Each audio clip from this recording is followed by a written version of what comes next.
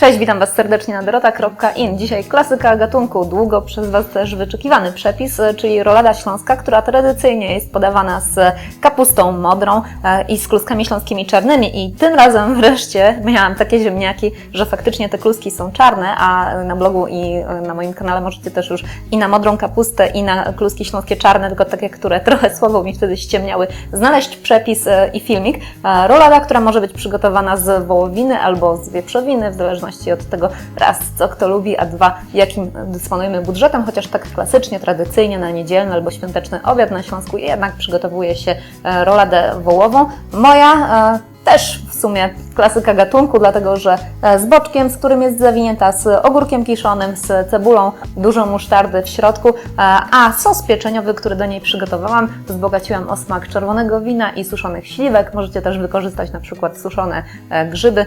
Warto jest taki sos dobry na wywarze warzywno-wołowym na przykład, albo na wywarze warzywno-wieprzowym, albo nawet i na samym warzywnym przygotować.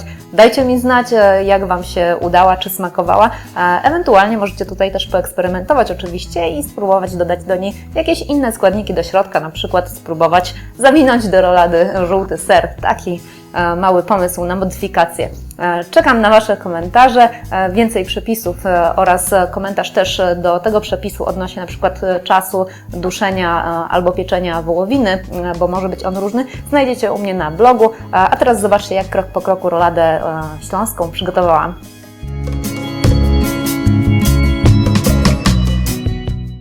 Przygotowanie rolad zaczynam od roztłuczenia wołowiny. Można roztłuc ją razem z boczkiem ułożonym już na niej w plastrach, wtedy lepiej się później będzie zawijać, ale ja najpierw potłukłam, potem doprawiłam pieprzem, później nasmarowałam musztardą i zostawiłam jeszcze na godzinę w lodówce, można nawet i na całą noc. I teraz na wierzchu wykładam boczek.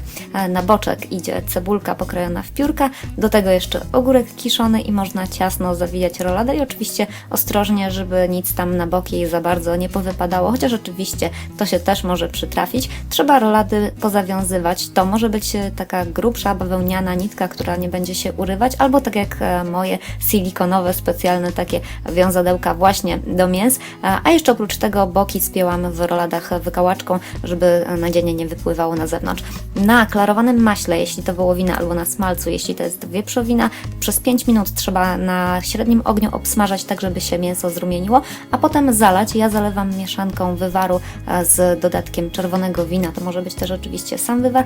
Doprawiam solą, doprawiam też zielem angielskim, listkiem laurowym i dodaję suszone śliwki pokrojone. I to powinno się teraz dusić. W zależności od tego, jaka to jest wołowina czy wieprzowina, ten czas może się różnić, bo na przykład udziec czy łopatka to są takie mięsa, które miękną dopiero po godzinie, a czasem nawet 2 duszenia na bardzo małym ogniu, a z kolei polędwice na przykład trzeba dusić krócej, 15 minut, góra 30, zależy też, czy lubicie mocniej czy słabiej wypieczono.